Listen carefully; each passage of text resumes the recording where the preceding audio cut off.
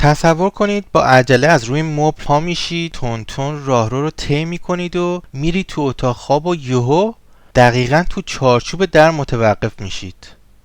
اصلا یادتون میره برای چی رفتید اونجا.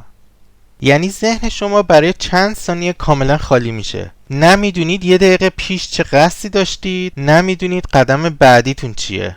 فقط یه خلأ مطلق، یه جور تعلیق کامل. خب شاید پیش خودتون فکر کنید این فقط یه حواس پرتی ساده است، اما تو چارچوبی که امروز تو این موشکافی عمیق قراره بررسی کنیم، شما اون لحظه یه تجربه مرگ داشتید. شما در واقع وارد یه باردو شدید. درود دوستان عزیز، خوش اومدین. اگه با شنیدن اسم کتاب تبتی مردگان منتظر داستانهایی از ارواح سرگردان و مومیایی ها و اینجور چیزا هستید، باید همین الان مسیر ذهنیتون رو عوض کنید. اصلا قرار نیست راهنمای توریستی جهان پس از مرگ بشیم. میشه این کتاب رو کتاب تبتی تولد هم نامید. بدین سان کتاب بر مبنای مرگ نیست، بلکه مفهوم کاملا متفاوت دیگری از مرگ داره. این متن کتاب فضاست. فضا حاوی تولد و مرگه. فضا محیطی رو میآفرینه که ما توی اون رفتار میکنیم، نفس میکشیم و دست به عمل میزنیم. ما امروز میخوایم در اپیزود دوم این پادکست درباره فضا صحبت کنیم، درباره مرگ‌ها و تولدهای روانی شدیدی که همین الان تو همین لحظه که دارین به این قسمت گوش میدید تو ذهن شما اتفاق میفته. هرچه تو این کتاب جلوتر میریم جذابتر میشه. اگر اپیزود اول رو گوش ندادین حتما برگردین و اون رو قبل از هر چیز گوش بدین. لینکش رو تو قسمت توضیحات ویدیو میذارم. ببین دوست عزیز، برای اینکه بفهمیم چرا ما اینقدر درگیر این تولد و مرگ‌های لحظه‌ای هستیم، باید یه قدم بریم عقب. خیلیا به اشتباه این مفاهیم رو میذارن کنار کتاب مصری مردگان، ولی ریشه این دیدگاه تو تبت برمیگرده به یه تمدن خیلی قدیمی تر به اسم سنت بن، همون سنت پیشا بودایی. چیزی که تو سنت بن خیلی شگفت انگیزه اینه که اونا اصلا دغدغه آگاهی فرد بعد از مرگ رو حداقل به اون شکل کلاسیکش نداشتن. تمام تمرکزشون رو انرژی بود، رو اون اثری که از یه موجود زنده پس از مرگ به جا میمونه. شاید بپرسین منظورت از این اثر چیه؟ یعنی مثلا یه خاطره؟ راستش خیلی فیزیکی و توامان ناملموستر از یه خاطره است. فرض کن یه نفر روی یه صندلی نشسته و بلند میشه میره. اون حرارتی که روی نشیمنگاه صندلی باقی میمونه رو حس میکنی؟ یا مثلا جای پایی که توی برف جا مونده؟ یا حتی ارتعاش اون صدای یه نفر توی اتاق وقتی که حرفش تموم شده؟ اینا همشون آثار انرژی هستن. این متن در واقع میخواد بررسی کنه که ما چطور با این فضایی که توش نفس میکشیم و اون اثری که روش میذاریم ارتباط برقرار میکنیم. پس با این حساب این اصلا یه کتاب راهنما برای مرده‌های توی گورستان نیست. یه نقشه روانشناختی بی‌نظیر برای آدم‌های زنده‌ای که مدام دارن تعادلشون رو از دست میدن. شاید باز بپرسین پس کلمه باردو هم که این همه توی فرهنگ عامه شنیدیم و هالیوود ازش به عنوان یه اتاق انتظار بین دو تناسخ استفاده میکنه اصلا یه مکان فیزیکی نیست؟ باردو یعنی همون شکاف، همون تعلیق وسط چارچوب در که اول برنامه گفتیم. یعنی وقتی تماسمون رو با واقعیت ملموس و منطقی از دست میدیم. ولی راستش ممکنه اینجا یه چالش جدی برای شما ایجاد بشه، اینکه چرا من وقتی یادم میره برای چی اومدم تو اتاق، به جای اینکه این مکاشفه عمیق رو بکنم فقط کلافه میشم و سعی میکنم سریع همه چیز رو یادم بیارم. خب دلیلش اینه که ما از روبرو شدن با این شکاف ها به شدت وحشت داریم. ساختار روانی ما طوری برنامه ریزی شده که از هر گونه از دست دادن کنترل فراری باشه. آیا از بچگی اینطوری بودیم؟ نه. تو دوران کودکی ما این تعلیق ها رو خیلی راحت تر میپذیریم. بچه ها مدام در حال تجربه فضاهای خالی و حتی توهمات ذهنی هستن و خیلی هم راحت باهاش کنار میان. اما وقتی بزرگ میشیم جامعه، سیستم آموزش و خانواده میان یه چارچوب به شدت سفت و سخت از منطق برای ما میسازن. ما یاد میگیریم که همیشه تحت هر شرایطی باید همه چیز تحت کنترل داشته باشیم. برای همین وقتی یه باردو یا همون شکاف تو زندگی روزمرمون رخ میده، ذهن بلافاصله سعی میکنه روش سرپوش بذاره. پس ما خودمون رو شرطی کردیم که این مرگ‌های کوچیک رو سانسور کنیم، چون اگه بپذیریم که تو لحظاتی منطق جهان برامون فرو میریزه، احساس ناامنی شدیدی بهمون دست میده. ولی یه نکته بیرحمانه هم تو این دیدگاه هست. وقتی تو این شکاف ها گیر میافتیم، هیچ کس نمیتونه ما رو نجات بده. دوستان، خانواده یا حتی تراپیست ها شاید فقط بتونن فضایی رو برای صحبت فراهم کنن، ولی در نهایت اون لحظه تعلیق یه تجربه کاملا انفرادیه. تو هستی و ساختار لرزان ذهن خودت. و تازه واقعیت از این هم عریان‌تره. وقتی این شکاف عمیق میشه، ما دیگه فقط با یه حواس پرتی ساده روبرو نیستیم. شاید بپرسین منظورت شرایط بحرانیه؟ آره. تصور کن یه بحران بزرگ تو زندگیت رخ میده، یه شکست عاطفی خیلی سنگین، از دست دادن شغل، یه تصادف شدید یا مثلا یه حمله پنیک وحشتناک. اینجاست که ما وارد مرحله‌ای میشیم که بهش میگن فروپاشی عناصر. توصیفات این بخش فروپاشی عناصر توی این کتاب طوریه که انگار یه روانپزشک نشسته و داره لحظه به لحظه یه فروپاشی روانی حاد رو گزارش میکنه. اول میگه عنصر زمین تو عنصر آب حل میشه. زمین نماد ثبات، ملموس بودن و اون منطق سفت و سخت ماست، پایه های محکم زندگی. خب وقتی این ثبات از بین میره، فرد از نظر فیزیکی یه احساس سنگینی عجیب میکنه، انگار جاذبه زمین یهو 2 برابر شده. و میدونی ذهن تو این مرحله چی کار میکنه؟ سریع سعی میکنه به عنصر بعدی پناه ببره، یعنی همون آب. آب نماد سیالیت و انعطافه. وقتی میبینی منطق جامد زندگی دیگه کار نمیکنه، سعی میکنی تو اون بحران شنا کنی. میخوای با جریان پیش بری تا حداقل کنترل حرکتی خودت رو حفظ کنی. ولی خب این تلاش هم بیفایده است، چون خیلی زود مرحله بعد از راه میرسه. آب تو آتیش حل میشه و این مرحله از نظر من اوج استیصال انسانه. یعنی وقتی آب تبخیر میشه، شما حتی اون توانایی تطبیق پذیری و سیال بودن رو هم از دست میدین. تو این نقطه فرد احساس میکنه جریان خونش داره متوقف میشه، همون خونی که نماد حیات و حرکته. و ذهن برای اینکه احساس کنه هنوز زنده است، دست به یک کار دیوونه وار میزنه، به احساسات افراطی چنگ میندازه. انگار شما دارین یخ میزنین و یهو تصمیم میگیرین با فکر کردن به کسی که دیوانوار عاشقش هستین یا کسی که با تمام وجود ازش متنفرین تو درون خودتون حرارت ایجاد کنین، فقط برای اینکه بی‌حس نشین. این واقعا یه مکانیزم دفاعی حیرت انگیزه. ما ترجیح میدیم تو آتیش نفرت بسوزیم تا اینکه با یه خلأ روبرو بشیم. ولی مشکل اینجاست که حتی این آتیش احساسات افراطی هم دوام نمیاره و مرحله بعدی شروع میشه. مرحله بعدی اینه که آتیش تو هوا حل میشه. اون عشق و نفرت، اون حرارت مصنوعی که برای خودمون ساختیم شروع میکنه به دود شدن. دیگه حتی انرژی برای عصبانی بودن یا عاشق بودن هم نداریم. میل به چنگ زدن کاملا از بین میره و در نهایت هوا تو فضا حل میشه.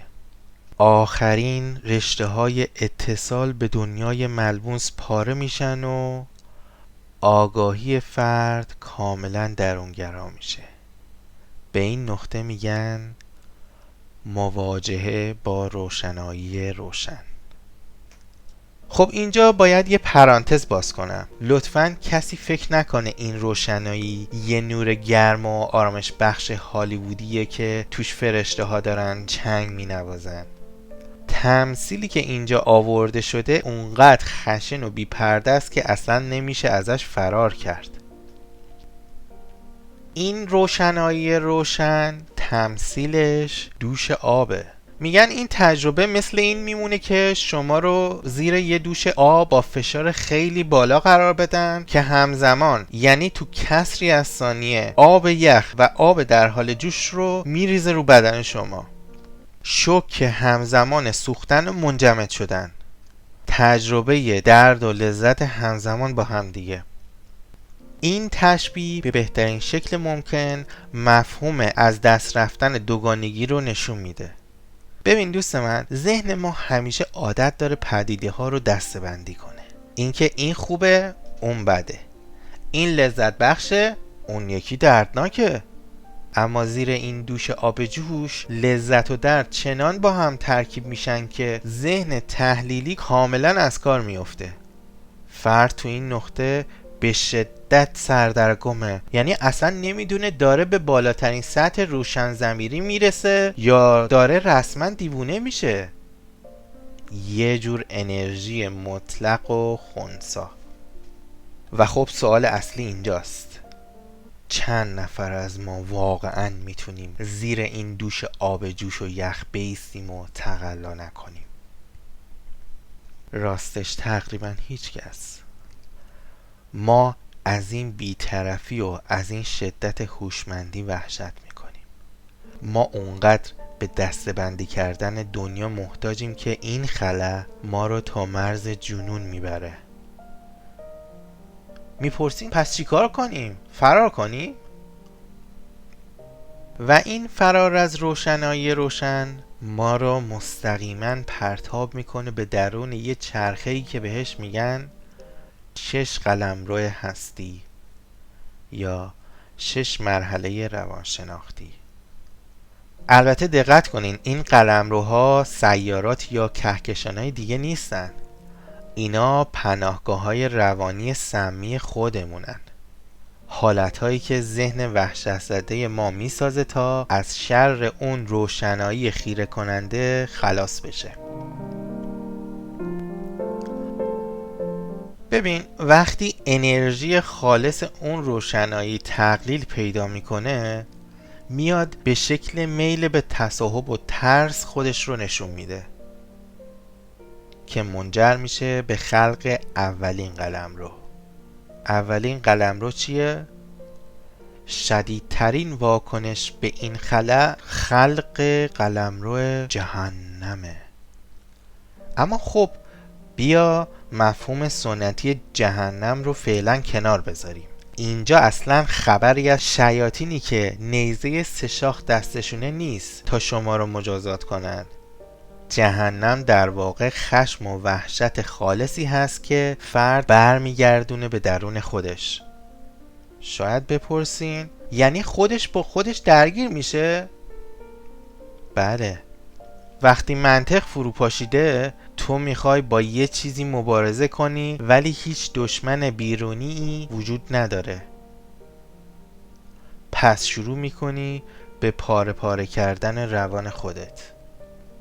بذار این حکایت مرد معتکف رو براتون تعریف کنم که دقیقاً همین خودویرانگری رو به تصویر میکشه. شنونده های عزیز، این داستان رو گوش کنین، خیلی جالبه. یه فردی در حال مراقبه بوده که ناگهان تصویری از یه رون بره بزرگ و آبدار جلوش میبینه که از قضا به شدت هم گرسنه بوده. میخواد اون رو برداره و بپزه. آموزگارش به او میگه با صلیبی اون رو علامت بذار. مرد هم همین کار رو میکنه. و بعدش چی میشه؟ وقتی از اون حالت خلسه بیرون میاد میبینه که صلیب رو روی سینه خودش کشیده. یعنی اون رون بره، اون میل به دریدن و پاره کردن در واقع تصویر فرافکنی شده پرخاشگری خودش بوده. ما فکر میکنیم داریم به دنیا حمله میکنیم، ولی در واقع داریم به خودمون خنجر میزنیم. تو خود خشم هستی و هیچ مکانی نیست که به اونجا بگریزی و همواره خودت رو شکار میکنی و این بست جهنمه. و جالبتر اینه که این جهنم همیشه هم آتشین و پر از پرخاش نیست. ما یه جهنم سرد هم داریم، جهنمی که از جنس یخزدگی، غرور و رنجشه.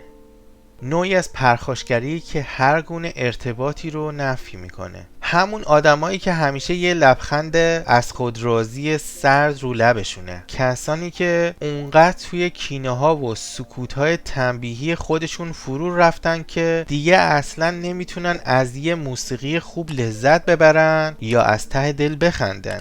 اونا تو جهنم سرد خودشون محبوس شدن و هر کسی هم که بهشون نزدیک بشه رو منجمد میکنن.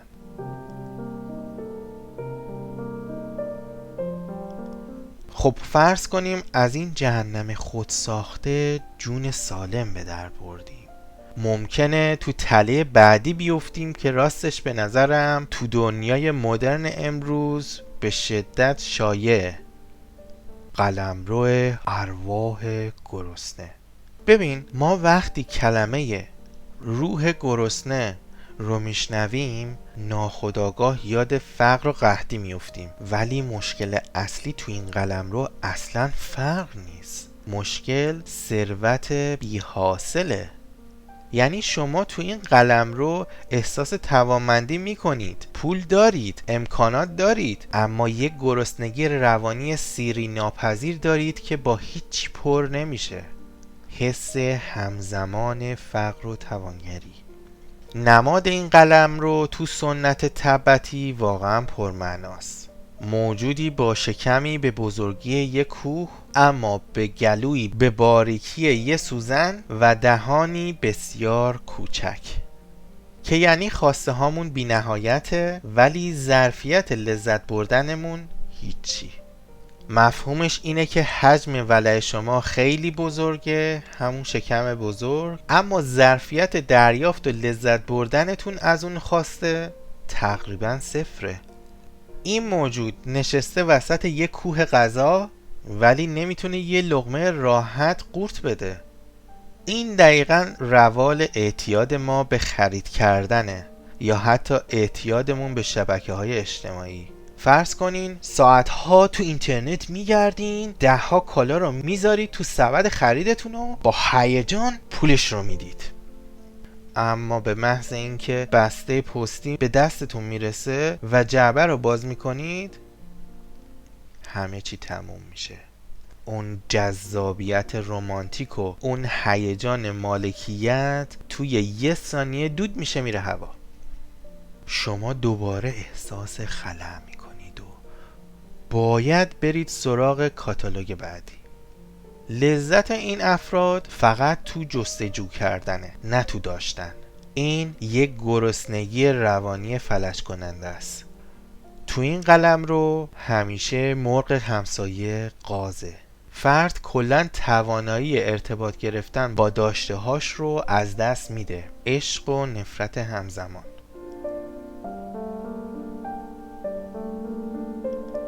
میرسیم به قلمرو بعدی. خب تا اینجا ما 2 قلمرو خیلی شدید رو بررسی کردیم. میرسیم به قلمرو بعدی. اما میدونین خطرناکترین قلمروها کدوم هستن؟ اونایی که ظاهر معقول و آرومتری دارن، جایی که شما فکر میکنید زندگیتون افتاده رو غلطک، اما در واقع تا خرخره تو توهم فرو رفتید. مثل قلمرو حیوانات. تصویر ذهنی من از قلمرو حیوانات همیشه تنازع بقا، غریزه وحشی و زندگی تو جنگل بود. اما تعریفی که توی این کتاب اینجا ارائه میده زمین تا آسمون با تصورات ما فرق داره. میگه ویژگی بارز کسی که تو قلمرو حیوانات گیر افتاده نبود حس شوخ طبعیه. شاید بپرسین آخه چرا باید نداشتن طنز نشونی سقوط به قلمرو حیوانات باشه؟ برای درک این موضوع باید بپرسیم هدف فرد تو این قلمرو چیه؟ کسی که وارد قلمرو حیوانات میشه کسیه که از دست و پنجه نرم کردن با اون روشنایی روشن و بی‌نظمی بنیادین جهان حسابی خسته شده. اون فقط یه چیز میخواد: امنیت. میخواد خودش رو به غفلت بزنه تا اون احساس کنده شدن از واقعیت بهش دست نده. برای همین میاد یه زندگی به شدت مکانیکی، ساختار یافته و پیشبینی پذیر برای خودش میسازه. مثل یه آدم خیلی وسواسی که تقویمش تا 10 سال آینده پره. برای هر مشکلی هم یه راه حل از پیش تعیین شده داره. پس مشکل اصلی اینجاست که چنین فردی از هر چیز غیر منتظره‌ای وحشت داره. اگه یه اتفاق بی‌قاعده بیفته کل سیستم روانیش به هم میریزه و ارتباطش با شوخ طبعی اینه که طنز تو ذات خودش با تناقضات و اتفاقات پیشبینی ناپذیر کار میکنه. ما وقتی به چیزی میخندیم در واقع یه عدم تطابق رو تو دنیا میپذیریم و باهاش کنار میاییم. ولی آدمی که مثل یه ماشین برنامه ریزی شده زندگی میکنه نمیتونه به بی‌نظمی بخنده، اون از بی‌نظمی میترسه.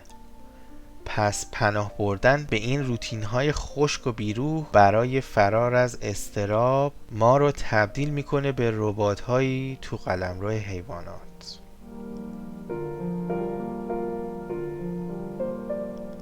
میرسیم به قلمرو بعدی. دقیقاً برعکس این حالت تو قلمرو آدم ها رخ میده. قلمرو آدم ها دیگه خبری از اون امنیت مکانیکی نیست. قلمرو هوس، شورمندی و دستاورده. ما مدام در حال تلاش برای کشف کردن و ساختنیم، اما یه چرخه باطل و به شدت خسته کننده اینجا وجود داره. چرخه ابزار و ضد ابزار. یه مسابقه تسلیحاتی بی پایان. ما میاییم یه سیستم امنیتی پیچیده میسازیم تا احساس آرامش کنیم، اما فردا یه نفر دیگه تو یه گوشه دنیا یه ویروس کامپیوتری میسازه که همون سیستم رو نابود میکنه. دوباره ما یه ابزار جدید میسازیم و دوباره یه ضد ابزار متولد میشه. ما مدام روی این تردمیل میدویم و فکر میکنیم که اگه دستاورد بیشتری داشته باشیم به آرامش میرسیم، اما فراموش میکنیم که تمام این هوس‌ها و دستاوردها در نهایت مقهور ناپایداری و مرگند. هیچ ابزاری نمیتونه ما را از اون شکاف نهایی نجات بده.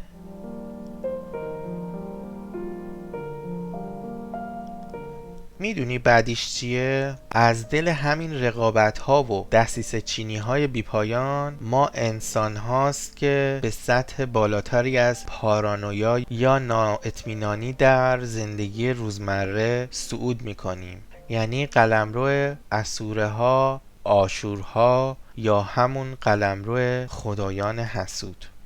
تو این قلمرو هوشمندی با ترس ترکیب میشه. فردی که تو قلمرو اسوره ها زندگی میکنه یه سیستم راداری به شدت حساس داره که همه چیز رو به شکل تهدید میبینه. اون تو تمام لحظات زندگیش یه دیپلماته و دیپلمات بودن تو این چارچوب اصلا ویژگی جذابی نیست.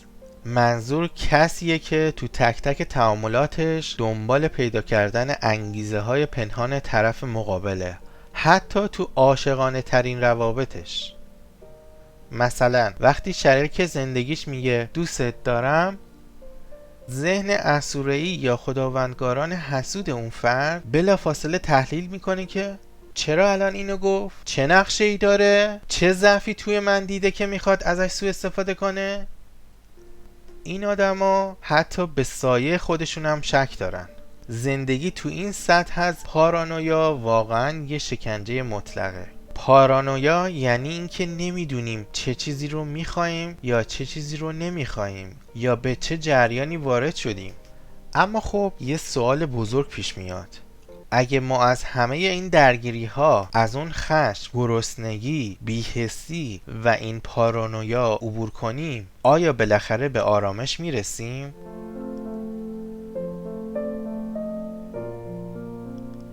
به نظر میرسید قلمرو آخر، دوها یا قلمرو خدایان همون بهشت موعود باشه.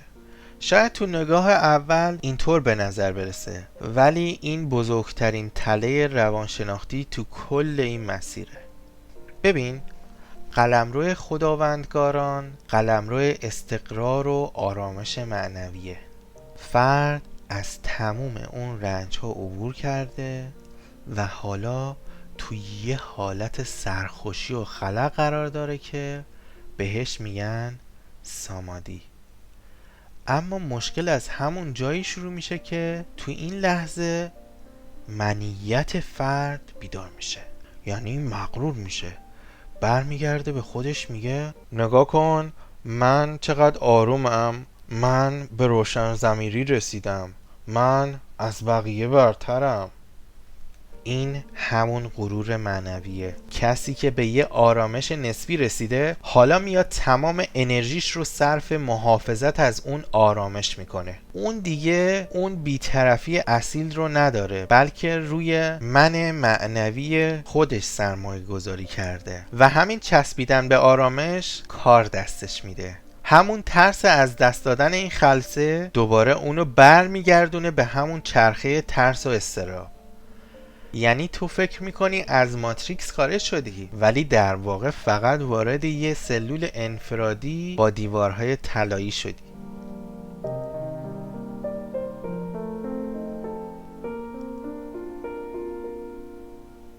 خب ما الان تمام 6 قلمرو رو مرور کردیم و حالا میتونیم برسیم به یه نتیجه گیری اساسی. توی کتاب تبعتی مردگان توصیف میشه که ذهن توی هفته های مختلف بعد از مرگ با انواع شیاطین خشمناک و خدایان صلحجو روبرو میشه که یا بهش حمله میکنن یا تو آغوش میکشنش.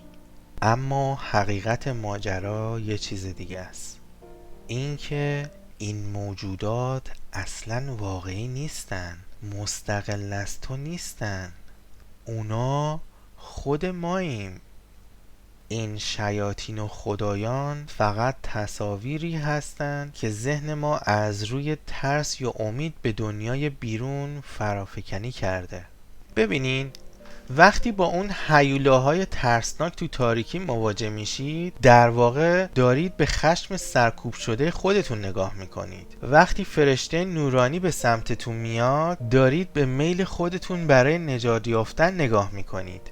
انرژی تو ذات خودش کاملا خنثیه. اینکه این انرژی تو رو پاره پاره کنه یا بهت آرامش بده، فقط و فقط به واکنش خودت بستگی داره. و اگه بفهمی که اینها بازتاب درون تو هستن، رها میشی.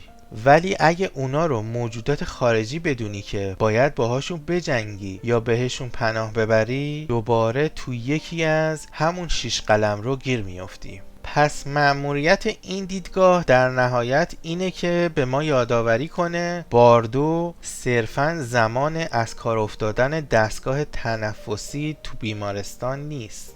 باردو فرصتیه که هر روز بارها و بارها تو زندگی ما تکرار میشه. یه فرصت برای ایستادن، نظاره کردن و آگاه شدن به این که ذهن ما چطور داره واقعیت رو تحریف میکنه. و این اپیزود جذاب ما رو به یه نقطه پایان بی‌نظیر میرسونه. شما شنونده های عزیز امروز یاد گرفتید که فرار کردن از احساس تعلیق و گیجی چه بهای سنگینی داره. از اینکه تو کاوش دقیق امروز ذهناتون رو با ما همراه کردید بی نهایت سپاسگزارم. اگه این اپیزود رو مفید دیدین لطفاً لایک کنید و با دوستاتون به اشتراک بگذارید و کانال رو سابسکرایب کنید و زنگوله رو هم بزنید تا سریعتر از جدیدترین اپیزودا آگاه بشید. حالا دفعه بعد که توی زندگی روزمره احساس کردید منطق همیشگیتون کار نمیکنه، مثلا وقتی وارد یه اتاق شدید و هدفتون رو فراموش کردید، یا وقتی توی یه بحران احساس کردید زمین زیر پاتون خالی شده، میخوام به این فکر کنید: آیا شجاعت این رو دارید که برای چند ثانیه فرار نکنید؟ آیا میتونید زیر اون دوش آب یخ و آب جوش بایستید و فقط تماشا کنید؟ یا اینکه بلا فاصله دست پاچه میشید و برای فرار کردن از اون حس میرید سراغ ساختن یه جهنم پر از پرخاش، یه خرید اینترنتی بی هدف، یا یه روتین خشک و بدون خنده تا فقط احساس کنید اوضاع تحت کنترله؟ لطفاً توی کامنت ها پاسخ بدید تا با هم بیشتر صحبت کنیم. انتخاب با شماست که توی شکاف بایستید یا دوباره توی یه توهم غرق بشید. به این فکر کنید تا اپیزود بعدی کتاب تبتی مردگان. بدرود.